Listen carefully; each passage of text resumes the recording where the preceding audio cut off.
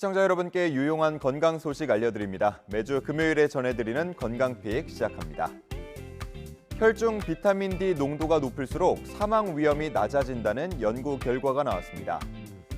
질병관리청 국립보건연구원이 우리나라 40세 이상 남녀 18,000여 명에 대해 14년간의 추적조사 자료를 활용해서 분석한 결과인데요.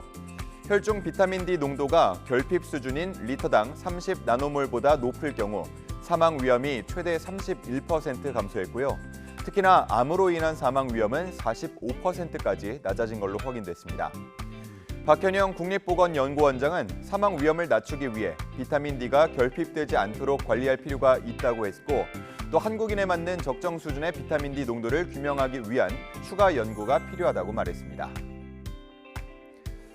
전자담배 역시 일반 담배와 비슷한 수준으로 운동 능력을 떨어뜨린다는 해외 연구 결과가 나왔습니다.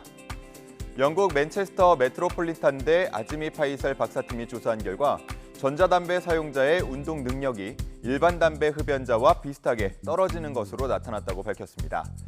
전자담배 사용자는 최대 운동 수준에 도달하기 전 숨이 차고 다리 근육의 피로가 심한 것으로 나타났는데요. 이러한 결과를 보면서 어린이와 청소년의 전자담배 사용을 적극적으로 막아야 한다는 목소리가 나오고 있습니다. 이제 곧 추석 연휴입니다. 식품의약품안전처가 명절 음식 준비를 위한 식재료 장보기 요령을 공지했는데요.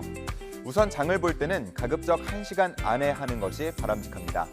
또 식중독 예방을 위해서 육류나 어패류 등은 아이스박스를 이용해서 운반하는 것이 좋겠죠.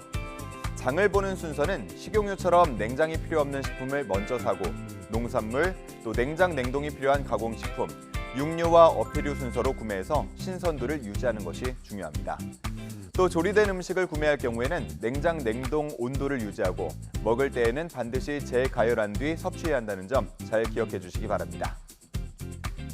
한편 추석 연휴를 앞두고 허위 과대 광고를 한 게시물들이 대거 적발됐습니다. 주요 적발 사례로는 일반 식품을 건강기능식품처럼 포장하거나 질병 예방에 효과가 있는 것처럼 과장한 경우, 또 일반 화장품을 기능성 화장품처럼 광고한 경우 등이 있었습니다. 식약처는 적발된 허위 과대 광고 194건에 대해서 방송통신심의위원회에 접속 차단을 요청했고요.